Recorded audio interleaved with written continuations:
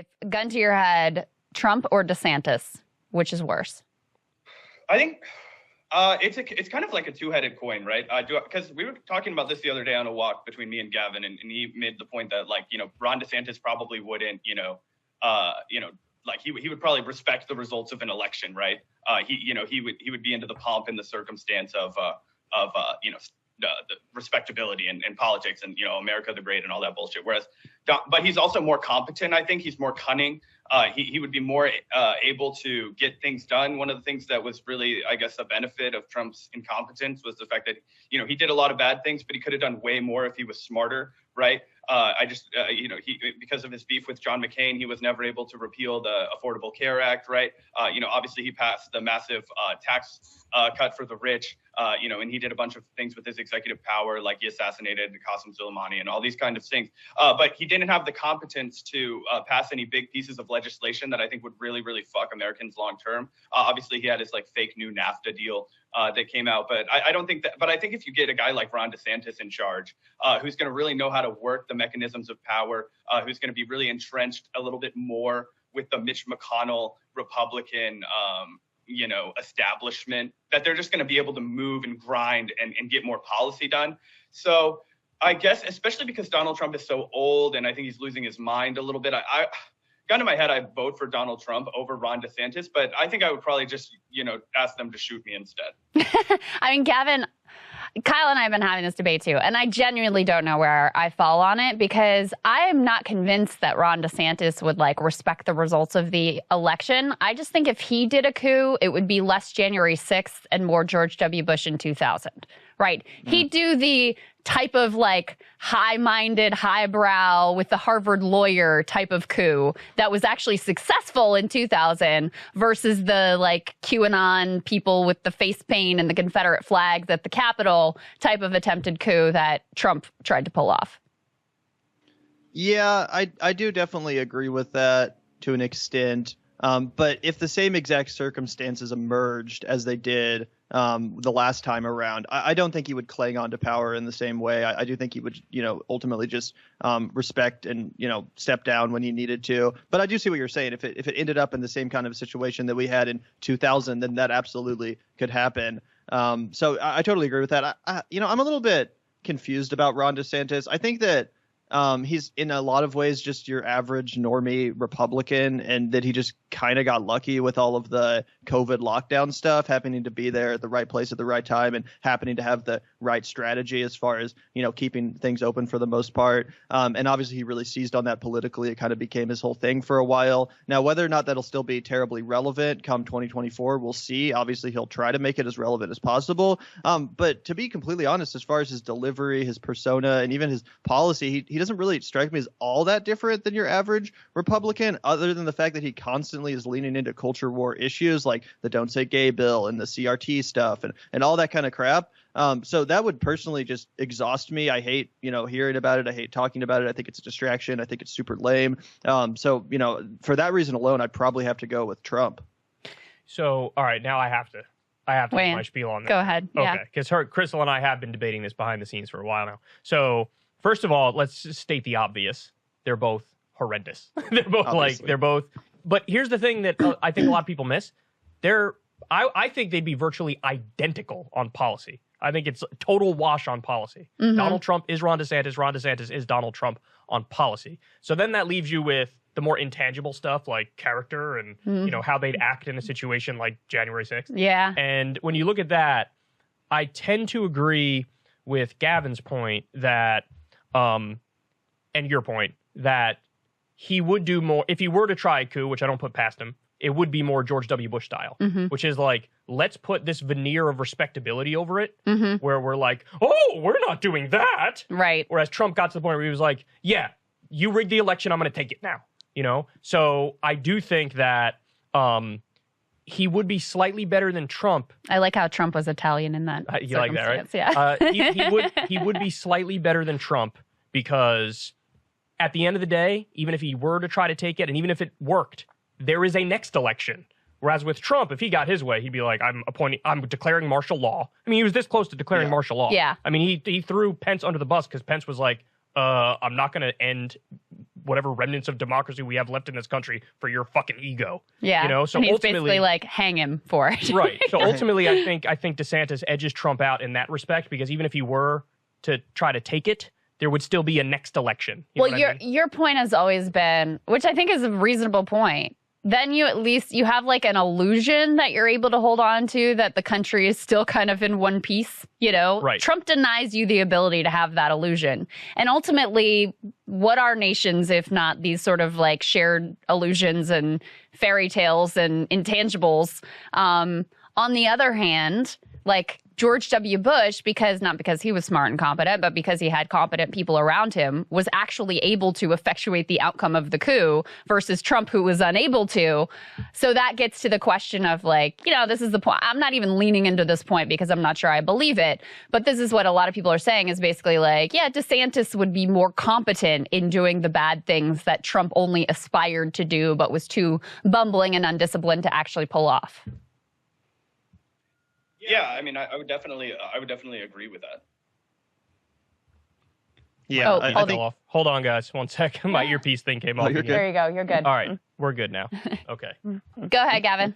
Oh, yeah, I was just going to say I largely agree with that. I think that Kyle's right, that from a policy perspective, they're basically the same. Yeah, again, I feel like Ron DeSantis might lean into the culture war stuff a little bit more. Like, I don't constantly hear Trump out here talking about stuff like the Don't Say Gay bill, for example. In fact, I feel like one of the few positive things about Trump is that he was a little bit more friendly to the LGBT community. And now I'm remembering that he banned trans people from the military. Yeah, but you know, but here's where I think you have a point. Remember when he ran initially, he was like, I'm the most pro-gay president in history. Yeah. And he like had a gay pride flag, something like that. But the Republican base has shifted, and you guys have been covering this on your channel. We've been talking about it here. You guys had a fantastic exchange, I thought, with Glenn on these issues. Like, the Republican Party is leaning much more into overturning, you know, gains that have been made by queer people. And so, you know, they started with this like, oh, trans people, we just care about the children. But as Kyle revealed in his interview with Jordan Peterson, no, it's just not the children they care about. I think the Don't Say Gay bill and the way it's being implemented really shows the attacks on, you know, the entire LGBTQ community. You see Clarence Thomas out there saying, you know how you thought that you had gay marriage and that was settled? Like, I'm not down with that at all. So I think because of the way that the base has moved, I don't think you would see Trump today, you know, being seen with a gay pride flag the way that he was back in 2016. He's happy to use any of these issues. He doesn't stand for he's happy to use and weaponize and, you know, exploit any of these issues for his benefit. Yeah, I think that's totally fair. Although I do think that it's also fair to say that if he was actually elected, Ron DeSantis would want to take the country in a more theocratic direction. Whereas Donald Trump, let's be honest, he doesn't have a religious bone in his body. He doesn't give a shit about actual Christian values or actual, you know, religion or Christianity. He only uses that to get the evangelical base. Whereas I think someone like DeSantis would get in there and he'd actually think, you know, this is my calling. I need to, you know, make this into God's country. I need to enforce these edicts on people, whether it has to do with gay marriage or whatever else. I feel like similar to Mike Pence, that's a serious core of his being, whereas Trump just uses the evangelicals and panders to them. DeSantis actually is one himself, if that makes any sense. I don't know. I don't really see DeSantis as having any particular principles either. I mean, this is a guy who's been a shapeshifter as well. He came in and he was all in on like Freedom Caucus and Obama's transforming the country. Like, he leaned into a lot of the deficit hawk and sort of like traditional Reagan Republican rhetoric, and we got to go after, you know, the debt and the deficit when he was first in Congress. And then when the wind shifted, he became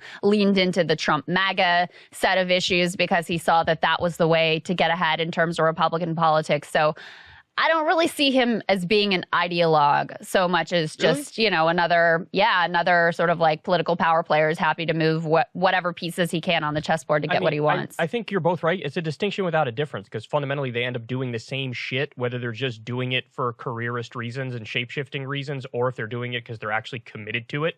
They end up doing the same shit anyway, so it doesn't matter. But like, what about What about abortion? Like, I think that if Right. Mike Pence was president or Ron DeSantis, they would actually pursue a full-scale nationwide abortion ban. I don't necessarily think Trump would go down that road. Pence, I 100% agree with. Pence, I do think, is a true believer, ideologue, religious zealot. But the difference between his response and DeSantis's response in the wake of Roe being overturned is actually quite notable. So Pence immediately comes out and says, now we need a national ban. This isn't enough. It won't be enough until, this is the law of the land in every state from sea to shining sea. And DeSantis is under pressure from Republicans in his own state to go further, to push they have a 15-week abortion ban with basically no exceptions. They want to make it a 6-week ban, if not more. And he has been very reluctant to move in that direction. Why? Because he knows the politics of it are terrible. And, he's got his own election that he has to deal with. So I don't think that he is as much of a sort of like ideological religious zealot. He knows the politics on that issue are bad for him, and so he's trying to stay away from it. Nah, he'll give in eventually. He'll do it eventually. There's no doubt. He's going to do it eventually because the base is so rabid and so loud and so obnoxious, and they're all going to go down that same path. That's why I genuinely think it's a distinction without a difference. I think they're all going to be exactly the same. They're going to float that idea of a national abortion ban. They're not going to have the votes to get it through, but if they get the House, they might get it through the House. It might die in the Senate. The only places where it matters is where you have someone like Pence who might be willing to do something that is like in the religious zealot direction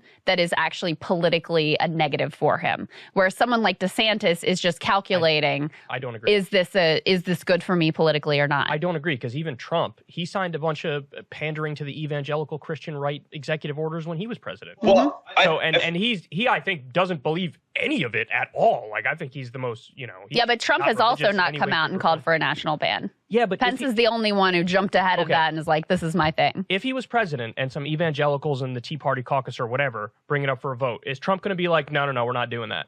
No fucking way. No, I agree. Yeah, but there are going to be places where it would be in the political interest to not do the religious zealotry thing. And Pence would go there, even if it was not in his political interest. Yeah, I don't agree. True. I think they're all going to listen to the base, and the base is like, this is what we fucking Zach want. wants to agree with me, so let Zach. Well, you're both wrong. Go ahead, Zach. No. I was just going to jump in and say that I think that what I could very much see happening is the fact that, one of the things that I think a lesson that could be learned from Donald Trump in his 2016 Republican primary was that he only really needed like 35% of the Republican vote in order to just own the entire election. And in fact, he actually looked like his numbers were really low throughout much of the primary when it was really crowded.